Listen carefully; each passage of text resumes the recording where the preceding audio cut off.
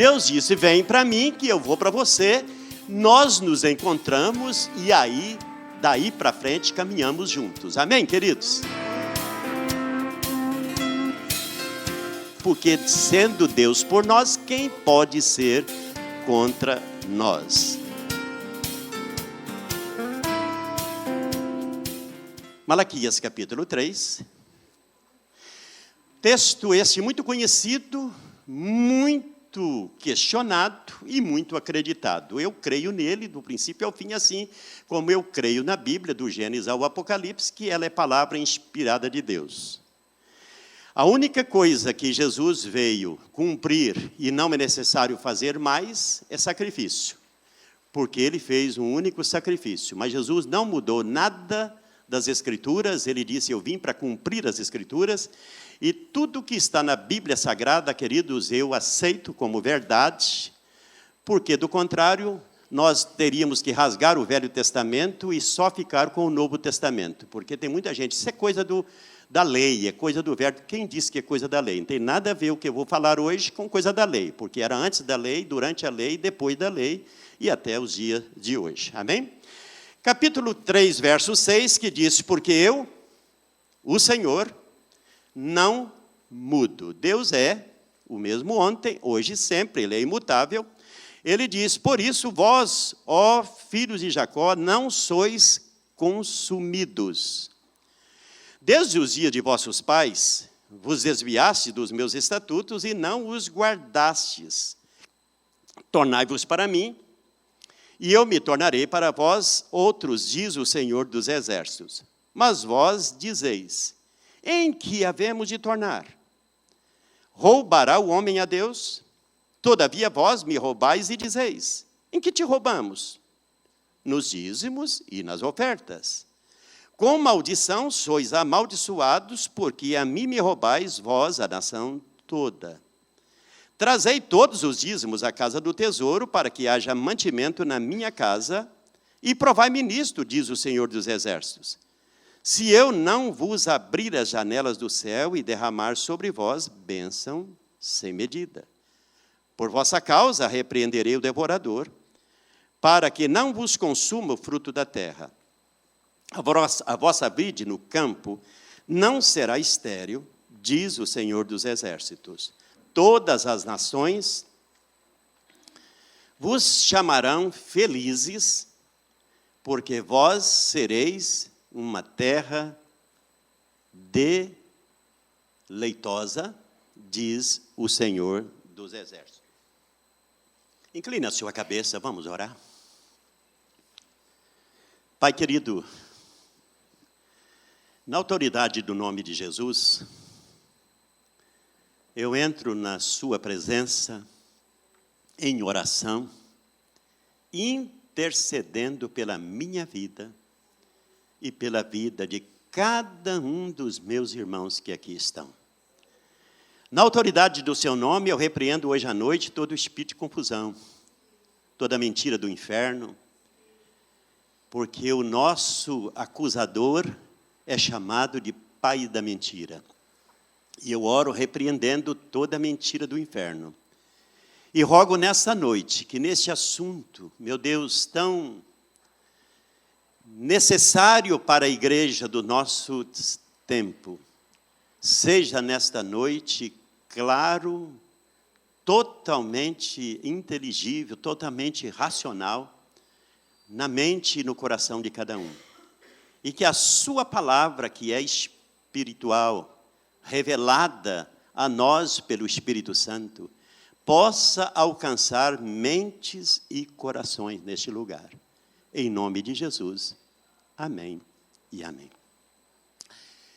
Eu quero me dirigir hoje à noite a todos aqueles que são dizimistas fiéis e ofertantes fiéis.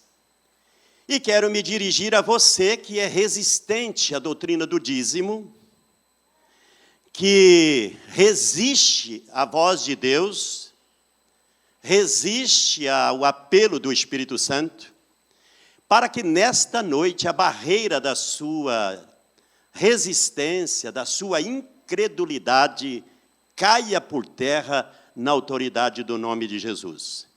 Não estou hoje à noite aqui para apontar o dedo para acusar ninguém. Estou falando de uma experiência pessoal minha, porque eu sou dizimista desde a minha conversão, desde o primeiro mês que eu entreguei a minha vida a Jesus até hoje. Eu nunca fiquei um mês na minha vida sem consagrar meu dízimo e também minhas ofertas alçadas ao Senhor. Falo com autoridade, porque prego aquilo que eu creio e aquilo que eu vivo.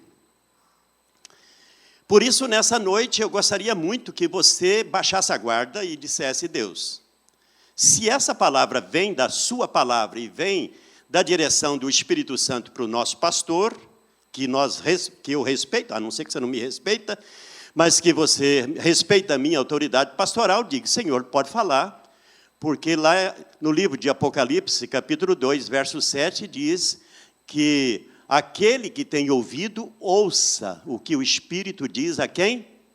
A igreja. Se você faz parte dessa igreja, ouça o que o Espírito Santo diz a você nesta noite, porque você não está aqui por mero acaso. Você está aqui nessa noite porque um dia você decidiu que o Evangelho é importante e você creu na mensagem do Evangelho, e nesta noite essa palavra é para você. Pastor, mas eu não sou membro da igreja. Não faz diferença nenhuma. Tem gente que não faz parte de igreja, nem convertido é, mas é dizimista, porque o princípio de dízimo e oferta, na verdade, em muitas pessoas que pratica, porque é um princípio que está na Bíblia, como tem muita gente que não mata, não rouba. Não é verdade, porque a Bíblia diz: não matarás. E tem gente que diz: eu não mato, eu não roubo. Tá, a Bíblia, isso está na Bíblia, não é verdade? Eu não desejo mal ao meu próximo, está na Bíblia. Não disse que você... Está entendendo? Na verdade, todas as coisas boas que as pessoas fazem, está na Bíblia. Está, não está, Joel? Está na Bíblia. Deus ordena e as pessoas fazem. Até mesmo na ignorância está fazendo aquilo que Deus manda. Então, tem muita gente que faz. Se faz com segundas intenções, é problema da pessoa. Que tem pessoa que faz pensando: eu vou dar para que eu possa receber.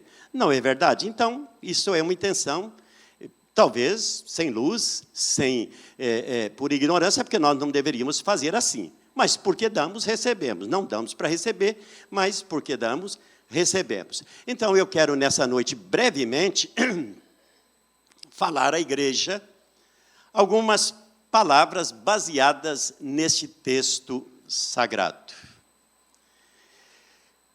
No versículo 7, ele pode projetar de novo ali, disse: desde os dias de vossos pais, vocês se desviaram dos meus estatutos e não os guardaste. Aqui tem uma frase que eu amo. Deus disse: tornai-vos para mim. Deus está dizendo: olha, não importa o distanciamento que você está da verdade, daquilo que você deveria estar fazendo, eu quero que você volte para mim, isto é, torne para mim, porque fazendo isto, vai amontoar brasa viva na sua cabeça. Deus estava dizendo para eles: olha, não caia no erro do passado. Hoje de manhã, o Ageu disse a mesma coisa. Vocês esqueceram que no passado vocês semearam tanto e colheram tão pouco. Deus diz: volta para o passado. Aqui, Ageu e Zacarias, Malaquias, desculpe, são contemporâneos na sua mensagem. Mas aqui, queridos, o profeta está dizendo: olha, lembra como tem sido para trás? Vale a pena rebelar-se contra Deus? Vale a pena ficar contra a verdade? Vocês se desviaram. Deus disse: desde os dias, dos vossos pais, não é? Vocês desviaram dos meus estatutos e não os guardai-vos. Então Deus disse: tornai-vos para mim, que aí eu me torno para você. É lindo. Deus disse: vem para mim, que eu vou para você. Nós nos encontramos e aí, daí para frente, caminhamos juntos. Amém, queridos? Não é verdade? É lindo isso. Deus disse: você volta para mim, eu me volto para você, e nós andaremos juntos, e estando eu com você, nada poderá te resistir, nada poderá ser contra vocês, porque sendo Deus por nós, quem pode ser contra nós? Não é verdade? Então, Deus estava dizendo, mas aí eles perguntam para Deus, afinal de contas, em que nós devemos tornar para o Senhor? Tem alguma coisa errada na minha vida que eu estou fazendo, que eu tenho que me voltar, que eu tenho que converter-me, que eu tenho que a palavra conversão é voltar-se, de onde está, voltar para trás. De onde estava, mudar a direção. Então perguntam para Deus, afinal de contas, em que é que a gente precisa se tornar para o Senhor novamente? Não é? Em que havemos de tornar? O povo perguntando para Deus. Essa pergunta era feita para o profeta. O profeta falava, ele era a boca de Deus, e então, quando ele falava, o povo, ele ou aceitava ou questionava aquilo que Deus estava falando. Aqui, queridos, nós vemos um profundo desejo de Deus, que aqueles que são seus filhos voltem-se para Ele naquilo que Deus disse que está errado. Isto é, conversão não é só para pecador aceitar Jesus. Conversão é, eu estou tomando algumas decisões erradas, eu estou trilhando alguns caminhos errados, e Deus está dizendo, volte para mim. É um apelo de Deus, não para as pessoas que não eram do povo de Deus, é para o próprio povo de Deus se voltar para Ele. Deus, irmãos, não quer apenas uma volta a determinados ritos sagrados, a uma religiosidade formal. Deus quer comunhão conosco, amém? Deus disse, tornai-vos para mim. Ele é um Deus de relacionamento. Tornai-vos para mim. O cristianismo é, de fato, irmãos, pessoal. Deus disse, eu não sou um Deus distante. Aliás, Cristo é para nós Deus conosco todos os dias. É um relacionamento diário, um relacionamento vivo. É quando tudo que nós fazemos e somos, irmãos, Deus quer estar junto da gente. Você crê nisso? E Deus então diz, faça isso que eu me torno para você. Deus, certa ocasião, lá no profeta Isaías, capítulo 1, Deus disse, olha, na verdade, não é que eu não queira abençoar. Meus ouvidos não estão surdos para não te ouvir, nem minha mão encolhida para que não possa te abençoar, mas o pecado de vocês fazem divisão entre vós e mim. Por isso Deus disse, arrependei-vos, volte-se para mim, ainda que o seu pecado seja como escarlate, eu vou torná-lo branco como a pura lã. Deus estava dizendo ali que Ele não importa quão distante uma pessoa está, Deus está sempre chamando cada um de nós para nos voltarmos para Ele. Então o versículo 7 é um apelo de Deus, e o povo pede esclarecimento a Deus. O que é que eles tinham que tornar? Aí no versículo 8, então, Deus disse, roubará o homem a Deus? Pergunta que Deus faz. E ele mesmo responde, todavia vós me roubais e dizeis. Mais uma vez o povo diz, na verdade, em que é que nós estamos te roubando, ó Deus? Deus está dizendo então, em que é que nós te roubamos? Deus disse, nos dízimos e nas ofertas. Irmãos, a insensibilidade espiritual é, de fato, algo muito sério. Quando alguém para de ter aquele toque na sua consciência que ele está errado, ele vai endurecendo o coração. Ele vai, cada dia, perdendo a sensibilidade até mesmo de pedir perdão. Quando nós erramos e continuamos a errar, o nosso coração vai ficando sem sentimento, vai entorpecendo, vai endurecendo a nossa cerviz. Por isso, Deus, aqui, responde para o povo, porque eles questionam Deus. Em que é que nós estamos errados? Pior, irmãos, do que o pecado, é a insensibilidade a Ele. Isso é a coisa pior que tem. É alguém estar fazendo errado e ser insensível, não ter mais sentimento de culpa. Pior do que a transgressão é a falta de consciência que você é um transgressor. A cauterização da consciência é um estágio mais avançado da decadência espiritual. Por isso, o pecado não se brinca com ele. Deus disse, na sua palavra, eu escrevo essas coisas para que não peque. João disse isso. Mas se vier a pecar, não fique no pecado. Arrependa-se, peça perdão, porque temos um advogado diante do Pai.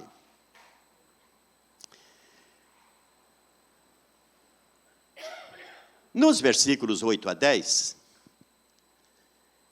nós já lemos o versículo número 8, nós vemos aqui, irmãos, o apelo de Deus. E eu quero falar um pouquinho, irmãos, sobre o que é dízimo e por que temos que dizimar. O dízimo, irmãos, é um princípio estabelecido não pelo homem, mas pelo próprio Deus. Eu não sei quem ensinou para Abraão, que era um homem muito temente a Deus, um homem que cria muito e adorava muito a Deus, muito a voz de Deus para Abraão, não importava o que Deus pedia, ele estava pronto a dizer, eis-me aqui. Provavelmente, numa dessas intimidades com Deus, ele teve da parte de Deus a revelação a respeito do dízimo. Porque Abraão é o primeiro homem que aparece dizimando. Então, o dízimo não é da lei, porque Abraão foi muito antes da lei, não é verdade? Quando Abraão, depois de uma grande vitória, ele recebe a visita de um sacerdote chamado Melquisedeque, e ele, então, toma de tudo aquilo que ele tinha e paga o dízimo, não é? Paga ali o dízimo. Ele dizima. Então, esse princípio de dízimo, ele é, na vida de Abraão, Jacó viveu antes da lei. Jacó, naquele maravilhoso encontro com Deus, ele disse, Deus, daqui para frente eu reconheço que eu estava tudo errado na minha vida, e daqui para frente eu vou pedir ao Senhor uma coisa, vá comigo, me livra do inimigo, me guarda, me proteja. Daqui para frente eu assumo que eu vou ser do Senhor e o Senhor vai ser o meu Deus. E de tudo quanto o Senhor me der daqui para frente, certamente eu darei o dízimo também. Então, Jacó, naquele dia, fez um voto de tudo quanto viesse às suas mãos, ele seria um dizimista. Dízimo, portanto, aqueles que dizem que é coisa da lei, não é da lei, porque Jacó viveu antes da lei. Abraão viveu antes da lei, está entendendo agora? Então, o dízimo. O que é dízimo? Dízimo, Deus descreve muitos livros de Deuteronômio. O livro de Levítico, ele está recheado de textos falando do que é dízimo. Dízimo é a 10ª parte. Dízimo é, se de 10 partes, uma parte então, a palavra dízimo é 10ª parte, ou 10% daquilo que eu recebo. dízimo, portanto, não é inventado pela igreja. O dízimo era praticado antes de Israel existir, praticado pelo povo de Israel.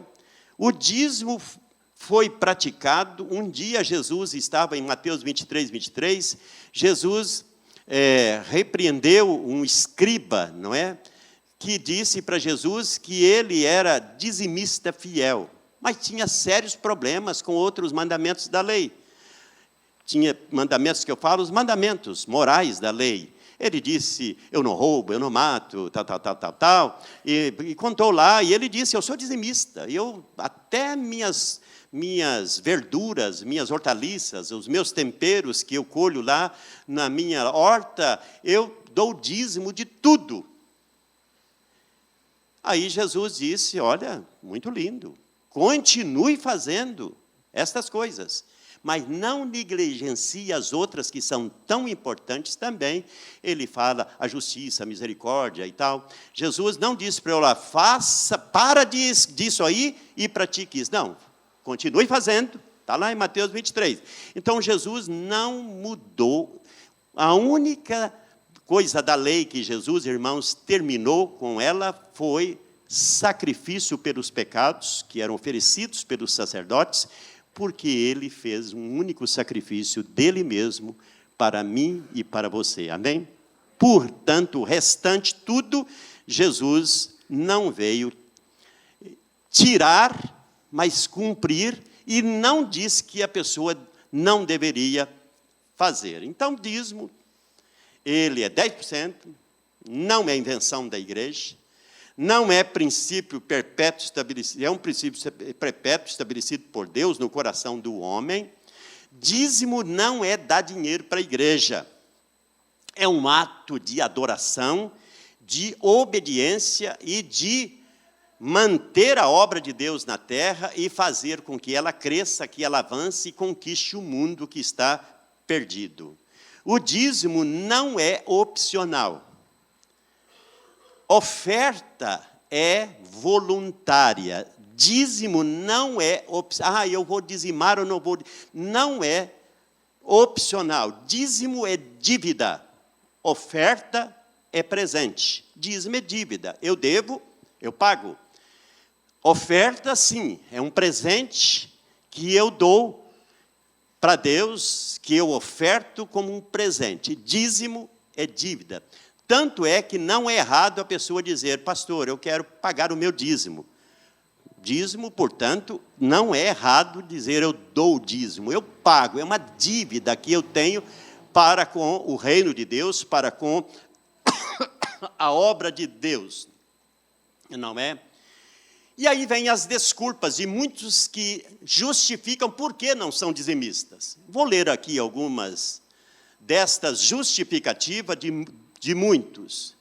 Primeiro, a justificativa teológica, dizendo que o dízimo é da lei. Não, dízimo existia antes, existia durante e continuou existindo depois da lei, não é? Outra coisa, a justificativa financeira. Pastor, o que eu ganho não sobra. Dízimo não é sobra, e sim primícia. Lá em Provérbios 3:9 diz, honra o Senhor com o quê? Com os seus bens e com a primícia de toda a sua renda. Não disse que é parte dela. Mas dízimo, portanto, não eu não posso justificar, o que eu ganho não sobra. Eu conheço pessoas que ganham dinheiro pra caramba e não sobra, porque dízimo não é sobra. Para mim, eu trabalhei muitos anos como barbeiro, eu dizimava todo dia, isto é, separava meu dízimo. Eu trabalhava durante o dia, eu fazia conta de tudo que eu ganhava, tudo eu separava, tudo que eu ganhava, chegava à noite, eu pegava 10% daquilo que eu ganhei, que eu recebi durante o dia, porque barbeiro recebe todo dia, e eu colocava no bolso do paletó xadrez. Eu colocava lá. No outro dia, colocava lá no bolso do paletó xadrez. Eu era o segundo melhor dizimista da igreja. Um barbeiro, irmãos. Um barbeiro. Deus, foi o período da minha vida que eu vi a mão de Deus me abençoando. Criando filhos, casei-me, criando filhos, construí uma boa casa. Para quem conhece a minha casa, sabe que eu moro numa boa casa. Casa que eu construí cortando cabelo. Eu só transferi ela de Belo Horizonte para aqui, vendi lá, comprei aqui. Mas eu construí aquela casa, não foi a igreja que construiu para mim, não foi a igreja que me deu dinheiro para construir. Eu trabalhei cortando o cabelo. Então, eu quero dizer para você que qualquer profissão que a pessoa tiver, se ele colocar esse princípio que dízimo, eu não posso fazer contas para ver se sobra, porque dízimo não é resto. Deus não precisa do nosso dízimo, porque o dízimo, ele é para ser bênção para nós. Nós abençoamos o reino de Deus e nós somos abençoados. Deus disse, vocês viram aqui, eu li a palavra de Deus, Deus disse, eu abrirei as janelas do céu. Irmãos, eu não sei como é que é essa janela. Você já pensou para imaginar nela, pastor? Como que é essa janela? É grande pra caramba, não é? E não fala de uma janela. Deus disse, eu abrirei as janelas do céu. Como que é essa ideia, né? Eu acho lindo, lindo essa passagem. Deus disse, eu vou abrir, Fabiana, as janelas dos céus. Vão ficar escancaradas sobre a sua cabeça, sobre a sua vida. Não é para derramar bênção sobre você. Portanto, a palavra de Deus diz que dízimo é uma forma de honrar a Deus. Honra a Deus com os seus bens e com a primícia. Não é resto. Outra coisa é a chamada justificativa matemática, que diz assim, eu não entrego dízimo porque tem crente que não é crente, que tem crente que não dizima e prospera. E tem crente que dizima e às vezes está mais difícil a vida financeira dele do que... Está entendendo? Olha, irmãos, que bobeira fazer esse tipo de comparação. Dízimo, primeiro, não é uma barganha. Como eu disse, não é uma troca. Eu dou para que Deus me dê. Não, dízimo não é nada disso. Se o seu coração está no dinheiro, infelizmente, você precisa converter. Aí precisa nascer, de fato, de novo. A outra coisa é a justificativa, chamada justificativa sentimental. Ah, pastor, eu não sinto que devo entregar o dízimo. Tem gente que diz, não sinto no meu coração não, pastor, que devo entregar o dízimo. Primeiro, irmãos, o cristão não vive por aquilo que sente, por aquilo que ele sente. Ele vive pela palavra que é autoridade suprema na sua vida. Amém? Seria como o Joel está com uma dívida lá, tem uma dívida no banco, e ele chega lá para o gerente do banco e diz, ô senhor gerente, eu não estou sentindo no meu coração que eu devo pagar, não. Né? Estou sentindo que eu não devo pagar essa dívida. O gerente, é? Não é verdade? Então, dízimo não tem que sentir, tem? Sentir que tem que dar o dízimo. A outra é a justificativa da consciência. Eu não sou dizimista, mas eu dou oferta. Como eu disse, dízimo é dívida. Oferta é presente.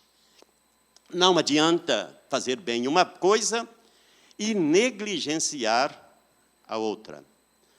A outra é aquela chamada justificativa política. Ah, pastor, eu não vou dizimar, não. Eu não sei o que a igreja vai fazer com o meu dinheiro. Não sei a junta lá da igreja, se eles estão decidindo certo o que fazer com o meu dinheiro. Irmãos, a Bíblia diz que eu devo entregar o meu dízimo na casa do tesouro, que é a igreja. A responsabilidade de quem administra é com Deus. Deus não me nomeou para ser fiscal de dízimo. Deus nomeou alguém de você para ser fiscal de dízimo? Não, Deus não nos nomeou para fiscalizar. Deus ordenou que eu desse. Se aqueles que administram errarem, é problema deles com o dono da igreja, certo? Então, Não dizimar é pecado? Sim. Se não matarás é pecado e não roubar é pecado, por isso é pecado sim. Reter o dízimo. Eles estavam roubando, não do homem, mas Deus disse, roubará o homem a Deus? Todavia vós me roubais. Tentar defraudar a Deus, irmãos, é defraudar a si mesmo. Dura coisa é para você, Deus disse, recalcitar contra a verdade. Tudo o que temos, irmãos, pertence a Deus. Nossa vida, nossa família, nossos bens, tudo é propriedade primeira de Deus. Você crê nisso? Que ao Senhor pertence o céu, a terra e tudo que nela existe, e também você? Portanto, você não é dono de nada. Deus, irmãos, é o Criador. Ele é o provedor. E Ele é o protetor. Amém? Reter o dízimo é, de fato, como diz Ageu, colocar dinheiro num saco furado. Pastor, não é comigo. Eu retenho, eu não dizimo e estou muito bem. Desculpa, mas o tratamento de Deus é com filhos. Se você é pai e tem filho e vê seu filho rebelde, fazendo coisa errada, e você não o repreende, desculpe, mas que pai é você? A Bíblia diz que Deus, como pai, Ele repreende, Ele disciplina quem Ele ama. Alguém que peca e não tem nenhum tipo de sentimento que é pecador, que está fazendo errado, não se arrepende, não é nascido de novo. Pode ser um bom religioso, mas não é um filho de Deus. Reter o dízimo, de fato, queridos, é desconfiar, é não confiar que Deus é o Deus da providência. Que 90% daquilo que é seu, na sua mão com a bênção, Ele multiplica mais do que os 100% sem a mão estendida de Deus. Tem pessoas, irmãos, eu já vi, algumas histórias muito dolorosas, de crentes que se rebelaram, e parecia que estava indo tudo maravilhosamente bem. De repente, há um revés na vida, e eu já vi pessoas que, em questão de 60 dias, gastou tudo que tinha fundado num leito de hospital, num leito de UTI, gastou tudo aquilo que ele reteve. Ele gastou tudo e ainda morreu. Com Deus, a gente não brinca. Parece que tudo está bem hoje. Se eu sou um crente e continuo insensível a Deus, parece que tudo está bem hoje. Meus irmãos, Deus é um Pai que ama.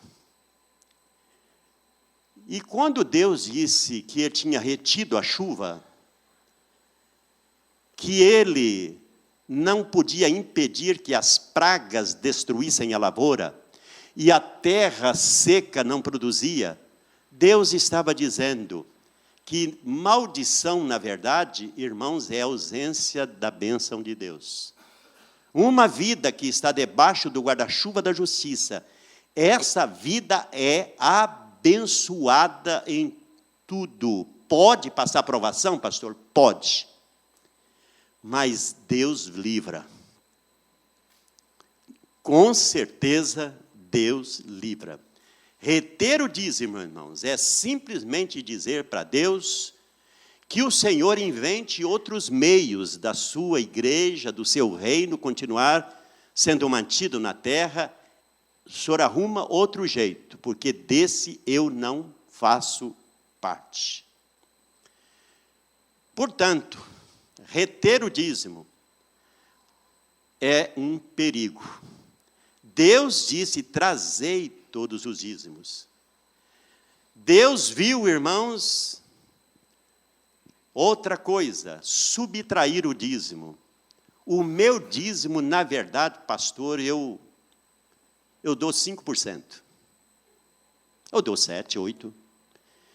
Irmãos, se eu coloco no envelope de dízimo, na linha que é dízimo, dízimo deve ser dízimo. Com Deus não se brinca.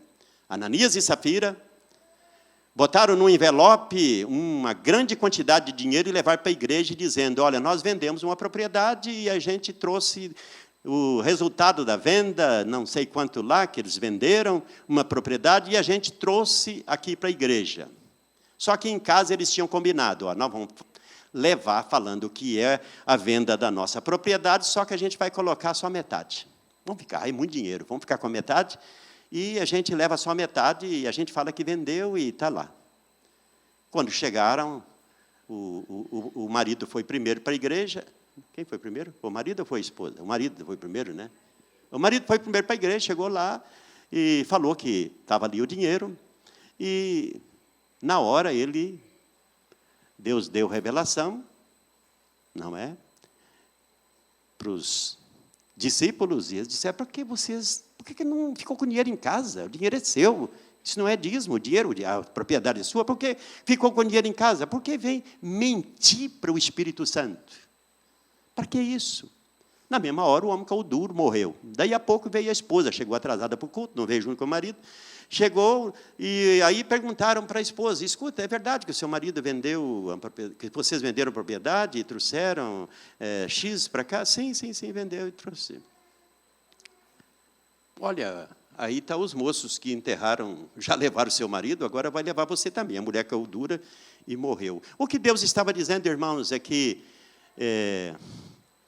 mentira não cai bem para Deus. Amém? Por isso, dízimo não é oferta. Dízimo é dízimo. Ah, pastor, mas e se eu der 11%? Eu acho que é um problema teu. Você pode até dar 11%, 10%, 15%, 20%, mas eu acho que você deveria dar o dízimo e colocar o restante como oferta.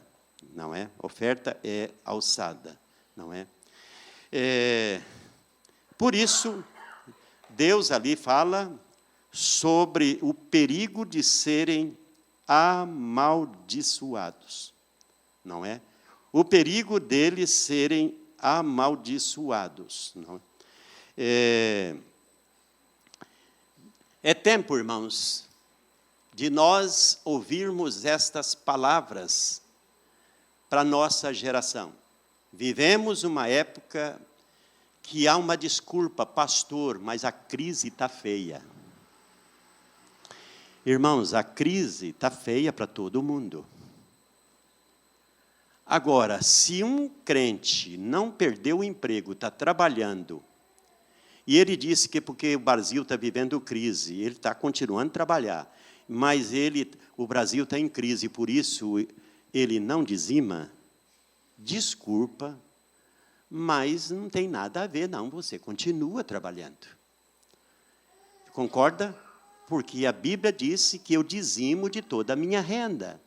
Então, falar que está em crise, por isso eu estou provocando uma crise para mim, eu estou simplesmente retendo os céus, para que os céus não derrame de lá bênção sobre a minha vida. Como eu disse, o povo de Israel estava vivendo aquele momento de sofrimento, por isso o apelo do profeta, de sofrimento, as lavouras não produziam, a terra não recebia chuva, por isso Deus disse, trazei todos os dízimos à casa do tesouro, trazeis ofertas à casa do tesouro.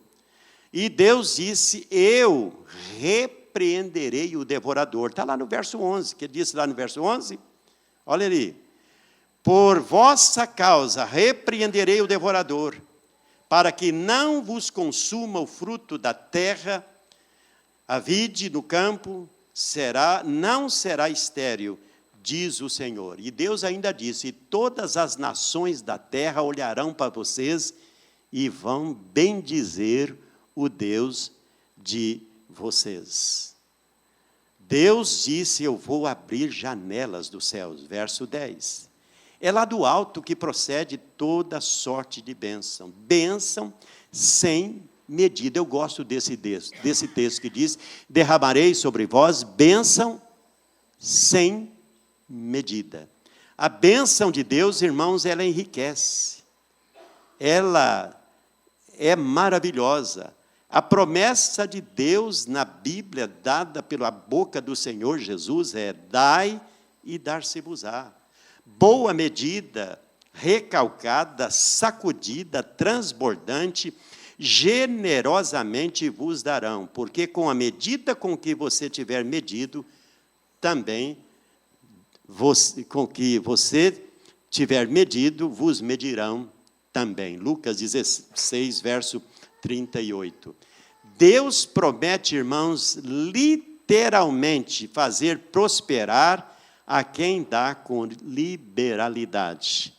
Texto rico, não vou ler por causa da hora, está lá na 2 aos Coríntios, capítulo 9, versos 6 a 11, que disse lá: quem dá liberalmente, ainda se lhe acrescentará mais e mais. No livro de Provérbios, capítulo 11, verso 24 e 25, diz: mas aquele que retém, não é?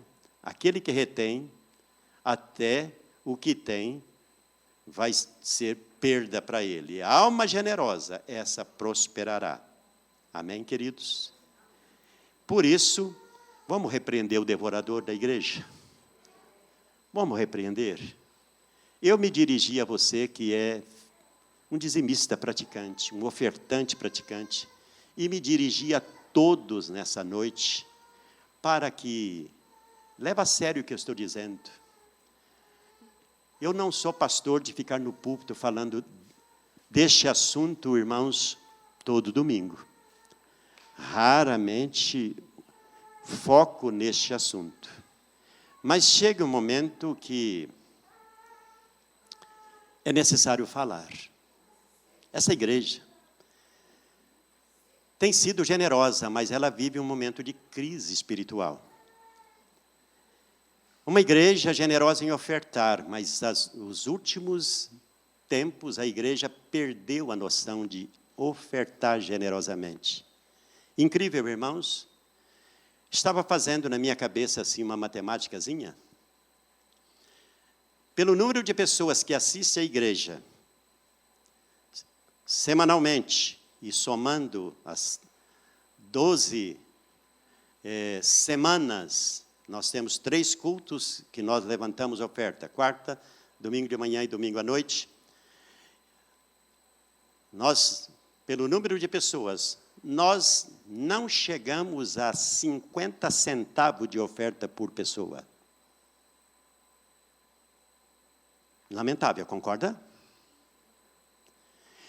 Muitas pessoas saem do culto, comem um lanche de 15 reais, mas não dá 1 centavo de oferta na igreja.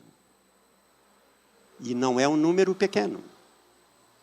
Pais, ensina seus filhos a ofertarem. Vocês estarão derramando brasa viva na cabeça de seus filhos. Quando meus filhos eram pequenos, sempre saía de casa: "Ô pai, me dá o dinheiro da oferta." Sempre ensinei que eles deveriam levar a oferta na frente ou, na hora que passasse a salva, que eles colocassem. Hoje os pais não estão ensinando os filhos estão se tornando esses filhos pidões, que querem, mas não têm noção que o egoísmo de só pedir e pedir é um grande perigo. Então, queridos, nós temos que mudar, levar nossos filhos a entender que a adoração não é apenas louvor. Nós adoramos também com os nossos dízimos. Lembra no Velho Testamento, algumas ofertas, quando eram oferecidas, descia fogo do céu, Deus aceitava aquela oferta, Deus aceitava aquele sacrifício. Não era oração, era uma oferenda, uma oferta que era feita em louvor a Deus. Nós temos perdido a noção de ofertar. Nós somos um povo que saímos para o culto e não separamos. Eu, irmãos, faço isso, eu todo culto, eu separo das notas que eu tenho, eu sempre separo a nota maior. Se eu tiver nota de 50 maior, eu vou separar de 50. Se tiver nota de 20, eu vou separar de 20. Eu sempre separo. Isso é um princípio que eu tenho na minha vida toda. Não faço isso aqui em Londrina, não. Sempre fiz isso. Para mim, quando eu não tenho notas maiores, eu pego as menores, um bolo delas e oferto. Para mim é um imenso prazer. Pastor, mas o senhor é rico. Não, irmão, rico de graça. Deus tem sido um Deus de graça na minha vida. Só estou dizendo que a gente tem que voltar ao princípio de ofertar, irmão. A maioria dos crentes não oferta, nem vai para o culto, sem nenhuma mente preparada para ofertar. Estou falando de dízimo, não. Dízimo nós já falamos que dízimo é algo que não é opcional. Dízimo é um princípio que tem que se fazer. Oferta é voluntária, é um presente. Está entendendo? Na próxima semana, nós vamos completar 30 anos como igreja aqui, no Jardim Igapó.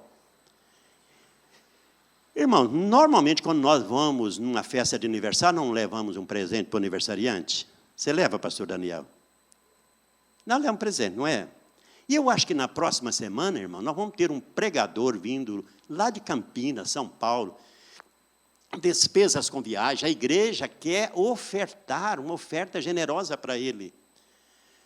Irmãos, o dono da igreja é Jesus. A igreja é esse prédio que tem luz e água, tem despesas com o seu ministério, tem projetos, tudo que você oferta, 10% da sua oferta, seu dízimo, vai para os nossos fundos de missões também, está entendendo? Tudo, a igreja é uma igreja missionária, nós mantemos as missões da igreja. Por isso, nesses 30 anos, ore essa semana, Deus, eu quero dar uma oferta para o aniversariante. Quem é o aniversariante? Jesus, porque ele disse, eu edificarei a minha igreja. Então, se a festa é de 30 anos, pensa bem, 30 anos, é 30 anos, vamos dar uma oferta de aniversário mesmo, especial no próximo final de semana, amém? E com isso eu quero dizer para vocês, olha, irmão, não falte. Sexta-feira vai ter um culto especial para casais. Um culto especial, preparado.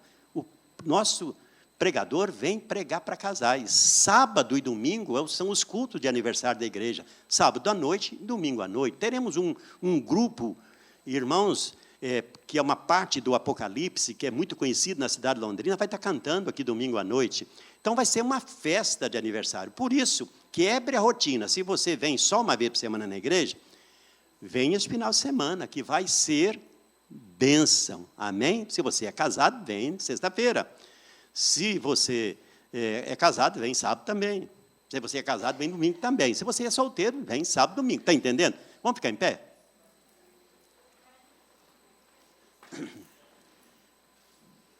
O meu apelo hoje à noite já foi feito pelo Espírito Santo. O Espírito Santo falou com você? Ouvi pouco amém, pastor. Foi o senhor que falou, não foi o Espírito Santo, não. Pois se você não ouviu, não foi eu que falei, não. Porque eu falei aquilo que está na Bíblia. Eu falei alguma coisa aqui que não está na Bíblia? Acho que não, né? Eu tenho muito zelo, irmãos, de dar a minha interpretação. Porque esse é um assunto que nem que eu queira, não tem jeito de dar outra interpretação. A interpretação aqui ela é muito clara, muito bíblica. Se você está brabo, fica brabo com Jesus, não com o pastor Eloy, porque ele te ama mesmo. E Jesus ainda muito mais. Fecha seus olhos e nós vamos agora consagrar as nossas ofertas essa noite e também o nosso dízimo, porque faz parte da nossa adoração. Eu deixei para agora, não porque para você dar uma oferta melhor, é porque eu não queria quebrar o ritmo, eu já queria entrar logo na mensagem. Amém? Fecha seus olhos aí, e eu vou depois passar ali rapidamente, tem ainda 15 minutos para isso, rapidamente eu vou passar aquelas fotos. Amém, queridos? Bondoso Deus, eu agora tomo aqui em minhas mãos a minha oferta de amor, os meus dízimos, e consagro ao Senhor. Rogo que o Espírito Santo, nessa noite, continue usando a palavra que aqui foi falada, que essa palavra que não é do pastor e nem da igreja, esta palavra é de Deus para o nosso coração. Senhor, quebra todas as barreiras, todos os preconceitos. Nesta noite, Senhor, rompe com a incredulidade, tira-nos, ó Deus, do nosso marasmo. Queremos, Senhor, sair da nossa tradição religiosa e ter uma experiência de obediência, de servir a um Deus vivo, andando em obediência. Eu oro nessa noite, eu consagro nessa noite, cada oferta aqui, cada dízimo aqui, recebe como adoração da sua igreja. Em nome de Jesus, amém e amém.